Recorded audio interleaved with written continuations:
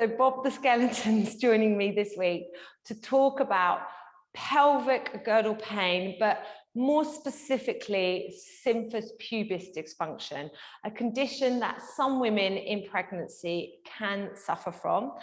I suffered from it in both my pregnancies, and all I can say is if you have had symphysis pubis dysfunction, you have it or you get it, I totally feel your pain, okay? I totally get it.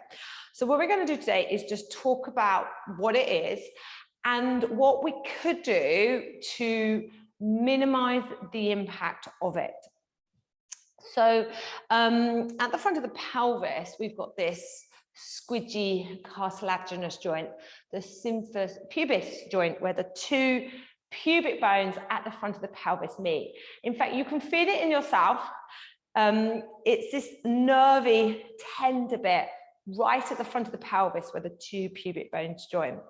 What can happen to some women in pregnancy is this joint becomes really unstable. When pregnancy destabilizes the body, full stop. And in some women, that instability can manifest itself as pain at the front of the pelvis. Okay, so signs, or you may be suffering from it, are: does it hurt to roll over in bed? Does walking aggravate it? Does taking any asymmetrical movement aggravate it? And now you can see why, if you are suffering from symphysis pubis dysfunction, why it can be so debilitating. Like, I literally can remember when I was pregnant with both my children thinking, I need to roll over, and gripping the sheets and getting my husband to roll me over, because rolling over in bed is very, very painful when you're suffering from symphysis pubis dysfunction. You suddenly realize how much movement originates from this joint area. So things you want to avoid if you are pregnant and you are noticing you're getting pain at the front of the pelvis here on this symphysis pubis joint, okay? You want to avoid taking your legs wider than the hip distance apart. I'm going to say now, you are a mermaid. You are a pregnant mermaid. This is a beautiful image because this will help, because when you have pain and pain that's limiting your movement, it is nothing but frustrating, particularly when you're told to stay active when you're pregnant. Walking's good for you. If you've got symphysis pubis dysfunction, walking will aggravate and make your pain worse because it's an asymmetrical movement that loads the pelvis at the front and the symphysis pubis dysfunction.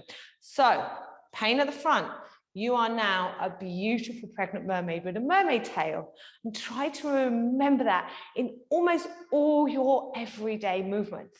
So you can't take the legs wider than the hip distance apart, and you're trying to avoid, where possible, asymmetrical movements. Of course, we have to do some walking to get around, but it might be little things like when you're getting out of the car, keeping your legs together, for example. Deciding to go for a flat walk rather than walking up a hill, or if possible, going to the pool, but not doing breaststroke, but you can do all the strokes with the upper body with a float between the legs, for example. So you can still find ways of moving that isn't aggravating the front of your pelvis here. The other thing, which is a really common question I get, is, well, can I come to pregnancy yoga if I've got symphysis pubis dysfunction? Yes, absolutely. Just checking with the teacher first that this teacher is experienced and qualified, and they should be, to help manage and work around your pain at the front of the pelvis. You know, one thing I make really clear when I'm doing my pregnancy teacher training courses is that everyone I train is able to support a woman in class with symphysis pubis dysfunction, because it is more common than we realize. I mean, I would say if I'm teaching a class of 10 ladies, at least one of these ladies will be suffering with this pain. What's interesting is, like everything, you know, it's not black and white in the human body. We have degrees of sensation. So if this comes on in your second trimester, I'm thinking 24, 25, 26 weeks, okay?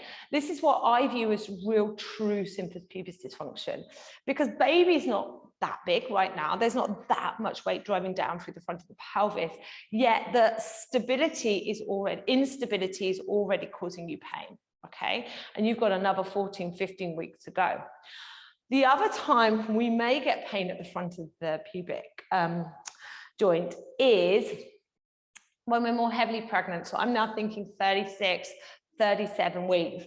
This is just more down to sheer weight of baby and downward pressure onto this joint. Bob, you must be so relieved that you won't have to have children. Men have it easy, don't they? But it doesn't really matter when the pain arises in your pregnancy. The principles are the same.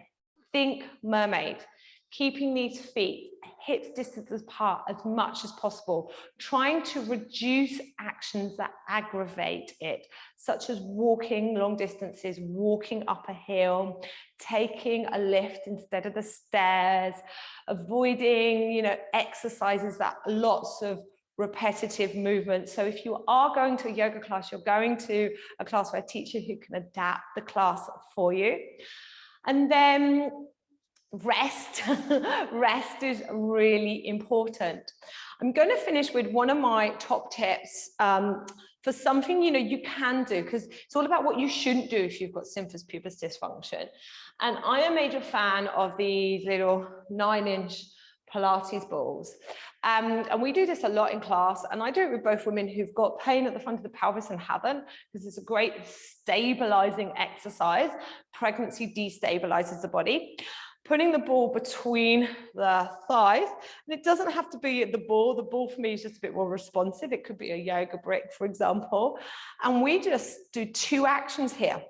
We gently hug in.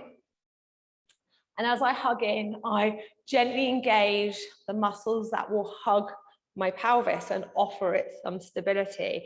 So it's just like the quadriceps, the glutes, inner thighs feeding into pelvic floor. But I also think about drawing out, like imagine like my outer legs are magnetized and they're trying to draw apart, but they can't, because there's an even energy in and even energy out. Finding balanced muscular energy into the legs, which feeds into a sense of stability and hugging in the pelvis. And obviously now I'm a beautiful, strong mermaid. So this is a great thing to do if you are suffering from that pain at the front of the pelvis. And one of my big pieces of advice, as long as viewing yourself as a mermaid, okay, go along to your doctor, get referred to physio, okay, because a little bit of tender loving care from somebody else can also help you to manage your pain while you're growing your baby.